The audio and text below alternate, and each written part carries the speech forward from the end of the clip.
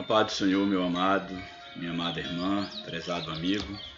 Eu dou graças a Deus mais uma oportunidade que Ele me concede de poder voltar aqui para postar mais um comentário de uma das nossas lições da CPED. Hoje nós temos a lição de número 8, de 20 de fevereiro de 2022. A lição de hoje, ela nos traz como título: A Lei e os Evangelhos revelam Jesus. Muito importante esse título, porque ele vai exatamente fazer uma ponte entre a lei e os evangelhos, mostrando que a lei apontava para Jesus, Jesus esse que é apresentado a sua obra, o seu ministério nos evangelhos no Novo Testamento.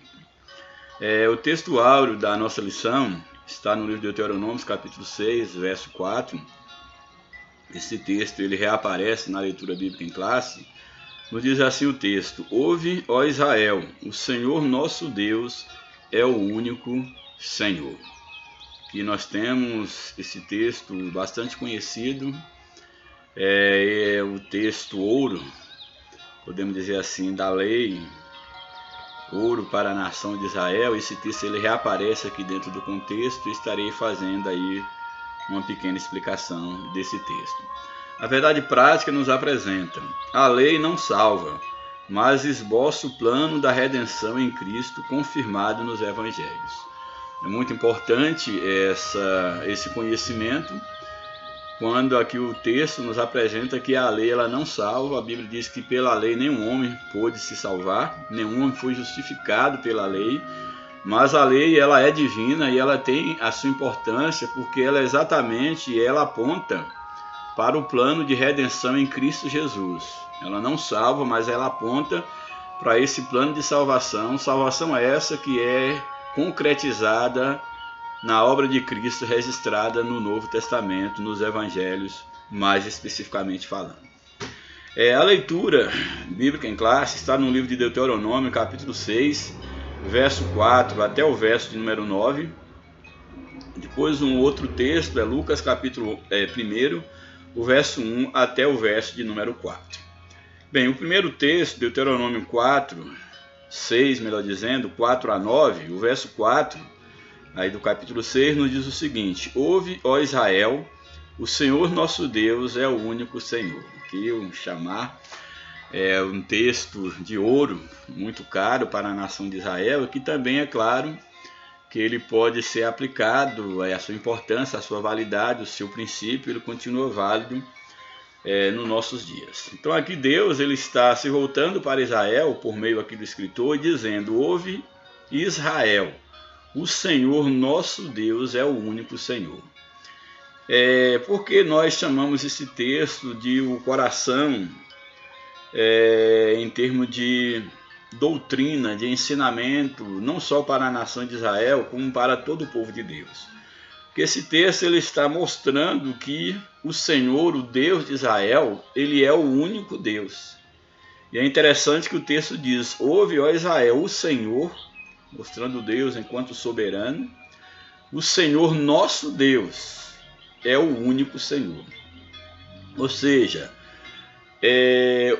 o Deus de Israel, o Senhor de Israel, ele é o único Deus e ele é o único Senhor. Ou seja, o único ser que se pode chamar de Deus e que deve ser reverenciado enquanto Senhor absoluto é exatamente o Deus de Israel, que é o Deus daqueles que tiveram e que têm um conhecimento de Cristo, é o Deus criador dos céus e da terra. Então a ideia aqui de chamar a atenção de Israel, a atenção do povo de Deus, a ideia de ouvir não é apenas escutar as palavras. Sempre a ideia de ouvir na Bíblia, a expressão ouvir está ligado com o fato de você levar a sério, de você atender, de você vivenciar esta verdade. Então não é apenas escutar, é você levar em consideração aquilo que você está escutando. Então ouve, ó Israel, o Senhor, nosso Deus, ele é o único soberano, ele é o único Senhor, é o que Deus requeria da nação de Israel, como requer da tua igreja, e esse ensinamento ele deveria ser passado para os filhos. Ele deveria estar nas casas, estar no corpo na testa, na mão, para que nunca viesse a esquecer de que o Senhor, Ele é o único Deus, Ele é o único Senhor.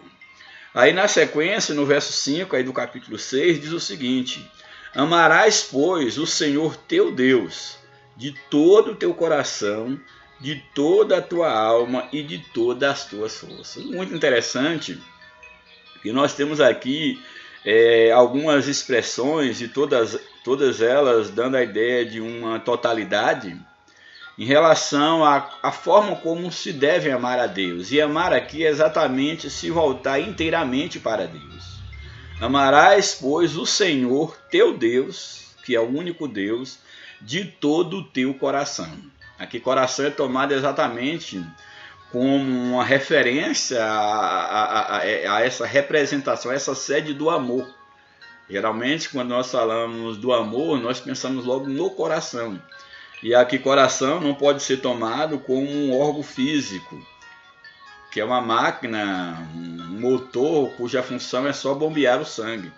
Mas o coração, no sentido metafórico, representativo, ele representa exatamente as nossas emoções, os nossos sentimentos. É uma representação do amor. E aqui o Senhor, ele fala por meio do seu servo, por meio de Moisés: amarás o Senhor teu Deus de todo o teu coração. Ou seja, o teu coração, aquilo que há em você que é responsável por amar, deve inteiramente ser devotado ao Senhor. Não é amar ao Senhor com parte do seu coração. Porque nós sabemos que em termos espirituais, no trono do nosso coração, só pode sentar um Senhor. Só podemos ter um Senhor, um único Deus. E esse Deus é o Deus que se apresenta a Israel. O Senhor teu Deus é o único Senhor. Amarás, pois, o Senhor teu Deus de todo o teu coração. Ou seja, que no trono do teu coração esteja apenas o Senhor, porque Deus não divide o nosso coração com ninguém. Amarás o Senhor teu Deus de todo o teu coração, de toda a tua alma, que fala do mais íntimo. A alma aqui engloba todos os sentimentos, vontade, desejos, emoções. E pode falar também daquilo que há de mais interior no homem, que é o seu próprio espírito, a sua própria consciência. Então ame ao Senhor com todo o teu ser. Amarás com toda a tua alma e com todas as tuas forças. Ou seja, que não somente o teu coração, não somente o teu espírito, mas o teu corpo, todas as tuas energias sejam empregadas para amar a Deus.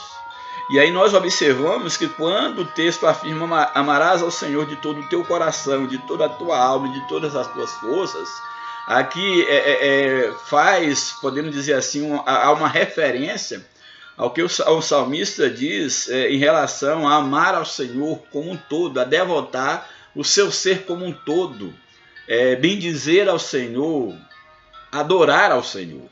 Então aqui o texto ele está cobrando do seu povo que ele se colocasse em amor a Deus de uma maneira total, que todo o seu ser fosse um constante altar de adoração, de amor a Deus. E isso nos faz entender que é necessário que nós amemos ao Senhor sem reserva. Seja através da minha mente, da minha intelectualidade, dos meus pensamentos, dos meus sentimentos, das minhas emoções, dos meus dons, das minhas capacidades motoras, ou seja, o meu ser, o meu corpo como um todo, ele deve amar ao Senhor. A Bíblia diz que nós temos que conservar para Deus irrepreensível espírito, alma e corpo. Então, o texto, ao afirmar amarás o Senhor teu Deus de todo o coração, mostrando que todo o teu sentimento, toda a tua alma, todas as tuas forças, você como um todo, se deve entregar inteiramente ao Senhor. Essa é a ideia que o texto nos passa. E aí fica para nós uma interrogação: será que temos amado ao Senhor de todo o coração? Temos amado com toda a nossa alma, nosso espírito, nosso entendimento, com todas as nossas forças? Este é o amor que nós devemos devotar ao Senhor. Aí o verso 6 diz: e essas palavras que foram ditas anteriormente: ouve Israel, o Senhor nosso Deus é o único Senhor. Aí Deus está dizendo: e essas palavras que hoje te ordeno estarão no teu coração, Israel. Vocês que estão recebendo esse mandamento, que essas palavras estejam no teu coração. Verso 7, e as intimarás, ou seja, as ensinarás. Vocês cobrarão de seus filhos, as intimarás aos teus filhos, e dela falarás, assentado em tua casa, andando pelo caminho, deitando-te e levantando-te. Ou seja, tu ensinarás, intimarás, aqui tem a ideia de ensinar. Tu ensinarás os teus filhos que o Senhor teu Deus é o único Deus, é o único Senhor. E tu vai fazer isso em todas as circunstâncias. Seja quando você chegar em tua casa, assentado na tua casa, seja andando pelo caminho, uma viagem que você empreender, ou andar do dia a dia, ao deitar, ao levantar, tu vai ensinar os teus filhos que o Senhor teu Deus é o único Senhor. Aí o verso de número 8, também as atarás por sinal na tua mão, ou seja, na tua mão vai colocar essa mensagem, uma caixinha ali com esse texto, para lembrar o senhorio de Deus. Então colocarás na tua mão, entre os teus olhos, ou seja, na tua testa, escreverás nos umbrais de tua casa e nas tuas portas, para que você nunca venha esquecer, ó Israel, que o Senhor teu Deus é o único Senhor. Eu acho isso tão interessante, porque tem aqui a ideia de escrever de fato nas mãos, colocar essa caixinha com esse texto nas mãos, na testa, mas isso tem uma profundidade de sentido, porque a ideia aqui da testa fala da mente, da mão fala do próprio serviço. Isso mostra que os filhos de Israel, e Israel, os seus filhos, sua geração, deveriam ser totalmente dedicados ao Senhor. A sua própria casa deveria ser dedicada ao Senhor, como deveria ser a sua casa espiritual, todo o seu ser, toda a sua alma, todo o seu entendimento deveriam ser totalmente dedicados e nunca deveria esquecer de que o Senhor, nosso Deus, Ele é o único Senhor. Louvado seja o nome do Senhor. Aí em Lucas, no capítulo 1, verso 1 ao 4, o primeiro verso número 1 do capítulo 1, diz o seguinte: tendo, pois, muitos empreendido pôr em ordem a narração dos fatos que entre nós se cumpriam, que é exatamente aquilo que havia sido profetizado no Antigo Testamento, segundo nos transmitiam os mesmos que os presenciaram desde o princípio, foram ministros da palavra. Pareceu-me também, Lucas aqui dirigindo a Teófilo, segundo alguns era alguém que, uma espécie de alguém que estava bancando, patrocinando, vamos dizer assim, os estudos aqui de Lucas, que é o mesmo escritor de Atos dos Apóstolos. Então o texto diz o seguinte: pareceu-me também a mim conveniente descrever a ti, ó excelentíssimo Teófilo, por sua ordem, havendo-me já informado minuciosamente de tudo desde o princípio, ou seja, falar sobre Jesus, sobre a obra de Cristo. Essa era a intenção aqui de Lucas, para passar essa informação para Teófilo, para que conheças a certeza das coisas de que já estás informado. Você já tem informação sobre Cristo, sobre a obra de Cristo, o que com Cristo aconteceu, e agora pareceu-me bem escrever a ti de uma maneira bem detalhada a obra, o ministério de Cristo. É o que Lucas ele está passando para Teófilo.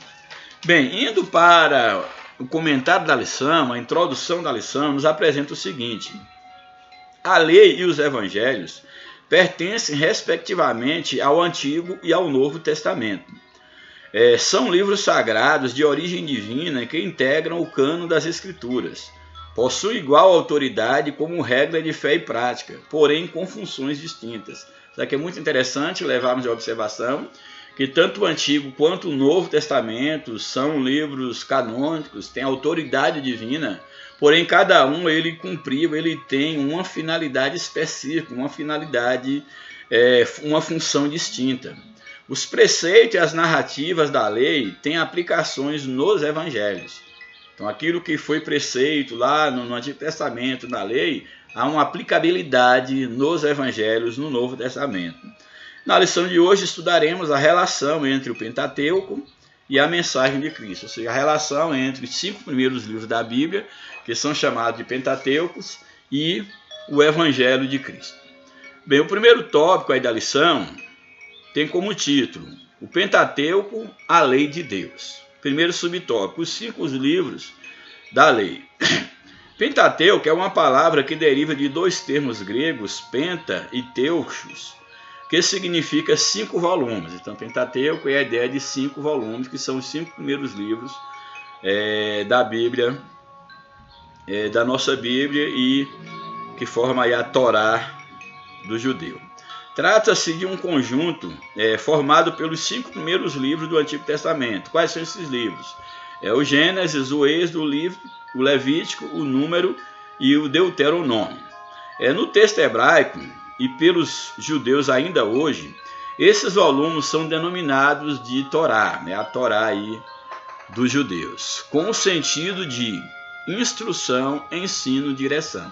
Então esse é o sentido da palavra do termo Torá para os judeus, que é exatamente o sentido de ensino, de instrução, de direção, uma vez que esses livros davam a direção para o povo de Deus, como eles deveriam se conduzir a nível do culto, da questão da moral, das leis civis, a questão da própria do próprio culto. Tudo isso eles tinham essa orientação através da Torá. Então, como se comportar eticamente, moralmente, a questão dos rituais religiosos, etc. A totalidade do Pentateuco é identificada nas páginas da Bíblia Sagrada. É identificada como lei, lei de Moisés, lei de Deus, lei do Senhor, são nomeados aí ao Pentateuco, a esses 5 primeiros livros da Bíblia. Segundo subtópico, a grandeza da lei. Estuda-se a lei sob 3 aspectos. Quais são os aspectos que se estuda a lei? O aspecto moral, que possui validade permanente para todo o povo de Deus. Então, aquilo que é aspecto moral na lei de Deus, ele permanece para sempre, uma vez que a moral divina ela é absoluta. Então, aquilo que Deus cobra em termos morais para o povo de Israel é o mesmo que ele cobra para a sua igreja, é o mesmo que ele cobra para todos os homens. Então, o aspecto moral da lei, ele continua em vigor, ele continua em validade, ou seja, os princípios morais, eles continuam em validade. Portanto, a lei ela é estudada sobre 3 ângulos. Primeiro, essa parte moral, que ela continua atual. Aí vem a parte cerimonial, que era a liturgia religiosa dos judeus. E aí temos que ter muito cuidado para não querer fazer com que os nossos cultos eles sejam transformados em uma prática judaica, porque nós não somos judeus, nós somos a Igreja de Cristo. Havia princípios para a religião judaica, rituais de como deveriam ser as cerimônias, a liturgia do culto religioso dos judeus, que isso é algo específico para os judeus. E havia também instruções civis, que dizem respeito à responsabilidade do Israel como cidadão. Ou seja, Israel tinha responsabilidade enquanto cidadão, e ali havia um código de lei que regia aquela nação de Israel. Nossa declaração de fé ensina que a lei de Moisés é o mais importante código de lei da antiguidade por sua santidade, por seu caráter espiritual e por sua autoridade divina. Então, aqui a lei de Moisés, ela tem um elevado código de conduta, e esse código pode ser tomado e deve ser tomado como o código mais sublime da antiguidade pelo seu caráter santo, por ter sido dado pelo próprio Deus. Portanto, ele tinha um caráter espiritual e a sua autoridade era uma autoridade divina. Sendo assim, a lei ela é santa. E o mandamento, como a Bíblia diz, santo e justo, a lei ela é espiritual, como nos afirma Romanos capítulo 7, verso 12 e 14. Portanto, a lei, por ser uma lei divina, por ser de Deus, essa lei dada a Moisés, ela deve ser encarada, uma vez que foi dada por Deus, como sendo um mandamento santo e bom, e também uma lei espiritual, porque ela veio da parte de Deus, louvado do Senhor. Portanto, essa lei, a lei dada a Moisés, ela se constitui no código, no mais importante código das leis da antiguidade, devido à sua santidade, louvado seja Deus. Contudo, enfatiza o documento doutrinário que a grandeza da lei vai além de tudo isso, pois nela, na lei, Deus esboça o plano da redenção humana. Então, a lei ela vai bem mais além do que o código moral, que continua atual, do que preceitos religiosos, cerimoniais, civis. Ela vai bem mais além disso, porque de fato a lei ela aponta exatamente para quem? Ela esboça um plano de redenção para toda a humanidade caída, redenção essa que veio se cumprir através da encarnação, sofrimento, morte e ressurreição de Jesus Cristo. Porque Romanos 10, verso 4 nos apresenta, porque o fim da lei é Cristo, para a justiça de todo aquele que crê. Quando falar aqui o fim da lei é Cristo, nós temos que entender que a ideia aqui de fim da lei não é no sentido da lei perder a sua validade, ela ter um fim, no sentido de que ela era algo meramente momentâneo. É claro que a lei foi para um tempo, mas aqui o fim não é só no sentido de acabar. O fim da lei aqui deve também ser tomado no sentido de finalidade. Qual era a finalidade da lei? Qual era o fim da lei? Qual era a finalidade da lei? A finalidade da lei era exatamente o que? Cristo. Por isso que Cristo é o cumprimento da lei. Ele é o fim da lei, porque a lei apontava para ele. Depois de Cristo não havia mais necessidade de se viver segundo a lei, mas segundo a graça, que é o novo pacto agora feito entre Deus e o homem por intermédio do sacrifício de Jesus Cristo. Portanto, o fim da lei é Cristo para a justiça de todo aquele que crê em Cristo, que crê no seu sacrifício. Louvado seja o nome do Senhor. O subtópico 3 nos apresenta a lei e a fé cristã. A Escritura afirma que a função da lei era transitória, ou seja, ela era até chegar a Cristo. Ela foi dada para revelar o pecado e demonstrar a necessidade da graça. E assim serviu de aio, ou seja, de condutor, para nos conduzir à redenção em Cristo. Então, qual era a finalidade da lei? Mostrar o estado pecaminoso do homem e apontar para Cristo, aquele que viria pagar o preço pela redenção do homem perdido, afastado de Deus. A lei encerrou a humanidade debaixo do pecado. A Bíblia diz que pela lei veio o conhecimento do pecado e todos agora estavam condenados debaixo do pecado.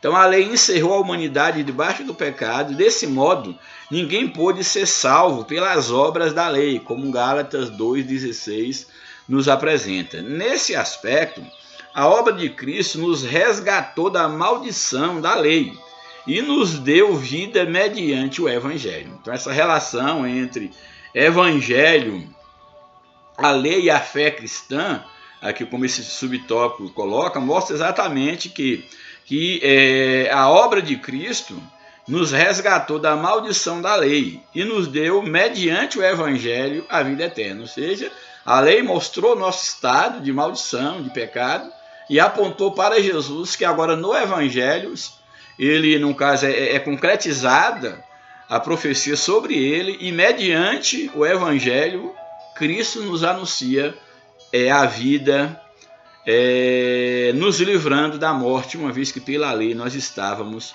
condenados. Cristo, o único sem pecado, ele cumpriu a lei, porque a lei apontava para ele era em si o cumprimento da lei.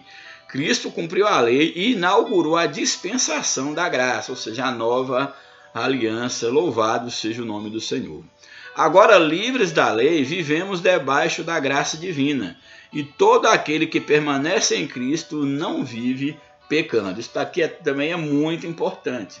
Se hoje nós vivemos debaixo da graça, não quer dizer que nós temos agora a permissão, porque não estamos mais debaixo da lei, temos agora a permissão para pecar, porque estamos na graça. Não. A graça exatamente tomou o lugar da lei, é a concretização da lei, porque ela apontava para Cristo. E a lei de Deus agora não está mais em tábuas, a lei de Deus agora está no nosso coração, que é a presença de Cristo, por intermédio do seu Espírito na nossa vida.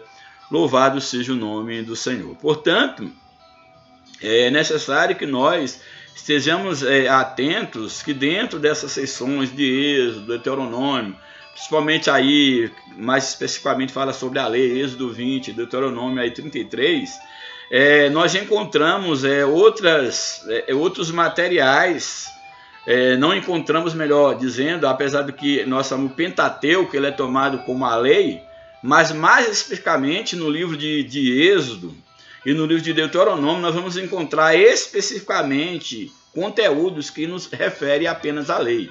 Apesar de serem chamados 5 livros do Pentateuco como a lei do Senhor, mas fazendo um destaque que esses 2 livros, o livro de Êxodo e o livro de Deuteronômio, são especificamente só sobre a lei. Aí entra Gênesis, que é uma espécie de introdução para a lei, e os demais livros, que é uma forma de deixar esse compêndio completo sobre a lei. Mas os textos aí, os livros que mais especificamente vão apontar sobre a lei, exatamente Êxodo 20 e Deuteronômio 33. Todavia, visto que há mais de 600 mandamentos e leis, encontramos em Gênesis a Deuteronômio, esses 5 livros normalmente são denominados de lei. O que é interessante porque aqui mostra que apesar de que em Êxodo 20 e Deuteronômio 33 vai mais especificamente falar sobre a lei, porém a Bíblia não contém apenas lá os 10 mandamentos. O que o texto está colocando aqui é que pelo fato de nós termos, no caso na Bíblia, ela contém mais de 600 mandamentos e leis, mais de 600 mandamentos e leis nós temos, no caso na Torá, eles vão ser encontrados exatamente entre Gênesis e Apocalipse. Então esses 5 livros normalmente são denominados de a lei. Gênesis, por sua vez, como falei, não contém assim um material sobre a lei, mas ele faz parte da lei porque é uma espécie de uma introdução, no caso a Êxodo e aí aos demais livros. Deuteronômio é porque se aceita que Moisés escreveu todos os livros, então porque entra de Gênesis a Deuteronômio, que aceita-se que Moisés tem escrito o Pentateuco. Louvado seja o nome do Senhor. De fato, porém, a maioria desses 5 livros, chamados de Pentateuco, consiste em narrativas. Louvado seja Deus. Aí vem o tópico 2 da lição, os evangelhos e a mensagem de Cristo. O conceito de evangelho. O termo evangelho tem origem no grego evangelion, com o significado de boas novas. Refere-se à mensagem do reino de Deus e da salvação por meio de Jesus Cristo. Então, o evangelho são as boas novas de salvação. É importante observar que, apesar de nós termos os primeiros 4 livros do Novo Testamento chamados de evangelho, nós podemos ver que a mensagem do evangelho ela já é apontada desde Gênesis, que lá havia uma promessa das boas novas de que Cristo haveria de nascer para esmagar a cabeça da serpente e trazer uma eterna salvação ao homem. Portanto, a mensagem, as boas novas de Deus já é anunciado desde o livro de Gênesis, mas especificamente falando, o termo evangelho, esse nome dado aos evangelhos, aos 4 livros do Novo Testamento, refere-se às boas novas, que é o nome dado a esse termo, a definição do que seria evangelho. Refere-se à mensagem do reino de Deus e da salvação por meio de Cristo. Seus autores são chamados de evangelistas, aqueles que escrevem os evangelhos, que significa portadores de boas novas. Então, quem são os evangelistas? Aqueles que portavam uma boa nova. E qual era essa boa nova? O evangelho. Louvado seja Deus. Os 3 primeiros livros lá do Novo Testamento, Mateus, Marcos e Lucas, eles são chamados de sinóticos. Por que sinóticos? Porque eles são semelhantes, estão em sintonia. eles basicamente dizem a mesma coisa, mesmo com abordagem diferente em alguns aspectos, mas eles falam do mesmo texto, dos mesmos temas, podemos dizer assim. Há uma abordagem muito semelhante entre eles. Os sinóticos registram especialmente o ministério de Jesus na Galiléia. Então, esses 3 primeiros livros, eles vão falar basicamente do evangelho de Jesus na Galiléia, na região da Galiléia. E o 4º evangelho, que é o evangelho de João, que não é colocado como evangelho sinótico, ele vai ter suas peculiaridades, vai diferenciar dos outros 3 evangelhos. Ele vai enfatizar mais especificamente o ministério de Cristo na Judéia. Então, enquanto Mateus, Lucas e Marcos vai enfocar o ministério de Cristo na Galiléia, João vai trazer um foco mais na Judéia. Ressalta-se que, embora retrata de modo distinto, a mensagem do Evangelho ela é única. Toda a mensagem do Evangelho é centrada na obra de Cristo. Como a Bíblia, de uma forma geral, ela aponta para Cristo. Subtópico 2. A mensagem do reino de Deus. Em Mateus, o Senhor Jesus pôs, após o batismo nas águas e a sua vitória na tentação do deserto, passou a pregar a chegada do reino de Deus. Então, a mensagem de Jesus, após aquele período de teste, para iniciar o seu ministério, era exatamente a mensagem sobre o reino de Deus que havia chegado entre os homens, e ele próprio era o Deus encarnado entre os homens. Portanto, essa era a mensagem de Jesus ali, registrada por Mateus, que é exatamente o anúncio do reino dos céus chegado aos homens. Nos outros sinóticos, no caso aí, em Marcos e Lucas, a pregação do reino também aparece como um tema central da mensagem de Cristo. Também a pregação do reino é o tema mensal, fundamental da mensagem desses evangelhos. E João vai enfatizar o reino divino, que esse reino ele não é desse mundo. É o verbo de Deus que se fez carne e esteve entre nós. Os evangelhos indicam que as profecias messiânicas se cumpriram em Cristo. Neles, Jesus é apresentado como o filho de Davi, o filho de Deus, o filho do homem. Sua vinda inaugura o começo do reino e requer a conversão dos pecadores. Então, a vinda de Jesus é o início do reino de Deus entre os homens, e para participar desse reino é necessário que os homens convertam dos seus pecados. Então, requer a conversão do pecador, dos pecadores. O reino aponta para a soberania de Deus sobre todas as coisas no presente e no futuro. Então, o reino de Deus é uma expressão ligada diretamente à sua soberania. E é importante que nós observemos que onde há o rei, há os seus súditos. Então, o reino ele é composto de quê? Do rei e dos seus súditos. Deus, em Cristo, ele é o rei desse reino. E nós somos os seus súditos. E é importante termos sempre em mente que esse rei ele jamais será deposto. Ele jamais será deposto, e todos nós nesse reino, nós somos servos e devemos estar debaixo da soberania do governo de Cristo, do reinado de Cristo. Portanto, não há lugar para Senhor, para alguém se colocar como sendo grande no reino de Deus e como sendo capaz de, quem sabe, destronar Deus do seu trono, porque só há lugar para um rei, e esse rei é o próprio Deus, que é eterno no seu trono. Louvado seja o nome do Senhor. E aí, na sequência do texto, nós temos, que eu acho aqui bastante interessante, nós observávamos em relação ao que o texto coloca aí depois de apresentar a mensagem do reino de Deus, o reino de Deus entre os homens. Subtópico 3 apresenta que essa mensagem é a mensagem de salvação. Nos evangelhos, Jesus é identificado por 3 títulos principais. Ele é o Salvador, e a ideia de Salvador está ligado direto. Se é um Salvador é porque existem pessoas perdidas que precisam ser salvas. Daí Jesus ser apresentado como Salvador. Jesus também ele é o Cristo, ele é aquele que redime o homem. Ele é o Salvador divino, é o Cristo de Deus, é o Messias enviado, ele é o Cristo e ele é o Senhor.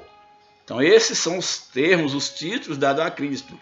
Mateus registra que ele veio para salvar o povo dos seus pecados.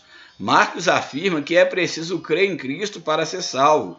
Lucas assevera que ele veio salvar o que estava perdido.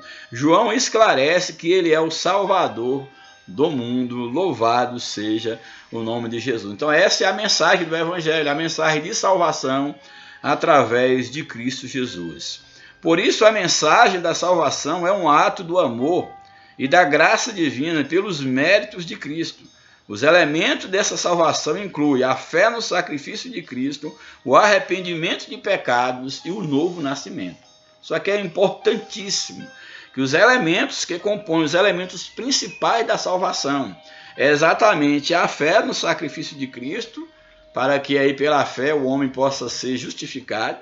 Então é a fé no sacrifício de Cristo, o arrependimento dos pecados e o consequente nascer de novo, a regeneração, para que o homem possa, como uma nova criatura, passar a fazer parte da família de Deus. Nesse sentido, Cristo declarou: aquele que crê em mim tem a vida eterna. Ou seja, a vida eterna só é possível através de Cristo Jesus, e pela fé nós tomamos posse da bênção de Deus, da graça de Deus enviada, que é Cristo Jesus. Louvado seja o seu nome. E o tópico 3, o último tópico da lição, uma mensagem transformadora. A mensagem do Evangelho é uma mensagem transformadora. Não há coração que seja alcançado pela palavra de Deus e que não experimente uma grande transformação por esta palavra. A transformação do caráter é o primeiro subtópico. O caráter é definido como a maneira própria de cada pessoa agir e expressar-se.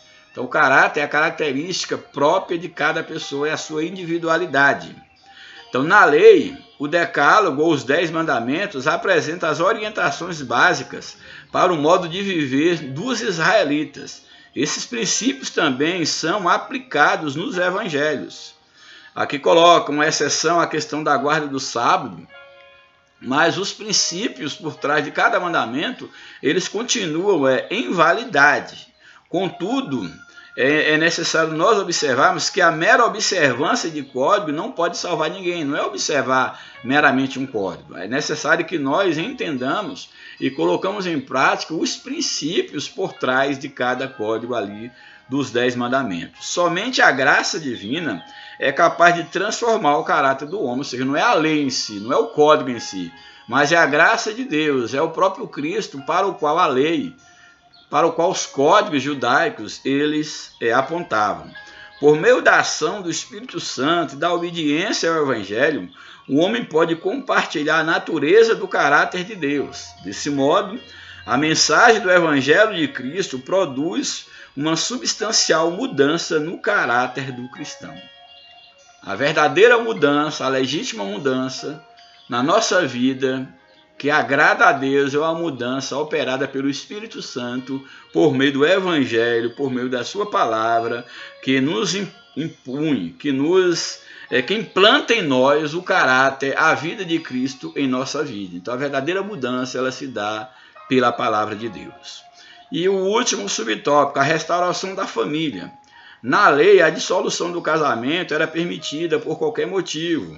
Essa concessão banalizava a união conjugal e provocava rupturas na família. Nos evangelhos, Cristo ensina que o propósito divino para o casamento é a união indissolúvel entre o homem e uma mulher, como nós temos lá no livro de Gênesis 1, 27, e também Mateus 19, 4 e 5. Esse ensinamento é enfatizado com as seguintes palavras, lá de Mateus 19, o verso 6. O que Deus ajuntou, não separe o homem, mostrando que o casamento ele deve ser indissolúvel. Porém, nós temos aí, na sequência do texto, que as exceções para o rompimento de um casamento, caso não tenha jeito, as exceções são justificadas em caso de morte. Claro, morrendo, o cônjuge está livre. E no caso da infidelidade, é uma outra situação, a morte, não há nenhum empecilho, uma vez que o cônjuge já morreu. Uma outra exceção é no caso da infidelidade conjugal, que a Bíblia fala sobre a permissão do divórcio, e um outro é sobre a disserção ou deserção do lar pelo descrente. Então, a deserção do lar pelo descrente, quando o descrente resolve abandonar o lar, é também um outro motivo apontado pela Bíblia para, no caso aí, a dissolução do casamento. E mesmo nas situações aí de traição, de abandono, nesses dois casos, a Bíblia, a mensagem cristã, apresenta que, se for possível, a necessidade da reconciliação. Então, se caso houve a separação devido a uma traição, a abandono e a uma possibilidade de perdão e de reconciliação, essas atitudes são as preferíveis, são as que a Bíblia recomenda, se há lugar ainda para o perdão. E o último tópico da lição, o último subtópico, a regeneração da sociedade. Então, temos aqui a restauração da família. Cristo vem para restaurar a família, o valor da família, da mulher, inclusive. Cristo valoriza bem mais ainda a mulher no Novo Testamento. E vem a questão da regeneração da sociedade. Nossa declaração de fé afirma que a estrutura dos 10 mandamentos, que fazem parte da lei, diz respeito a Deus e à sociedade e envolve pensamentos, palavras e obras. O Senhor Jesus ensinou que todo o sistema mosaico, a lei e os profetas, que é uma referência também à lei e os profetas, e não só os 10 mandamentos, está resumido em 2 ações. Quais são? Em que resume a lei e os profetas? Ou seja, em que resume o Antigo Testamento? Resume em amar o Senhor e amar o próximo. Amar o Senhor sobre todas as coisas e amar o teu próximo como a ti mesmo. Louvado seja Deus. Os evangelhos asseguram que o amor de Deus para com a humanidade é a base da salvação. Em vista disto, o cristão ou os cristãos receberam a missão de proclamar a mesma mensagem às nações, essa mensagem.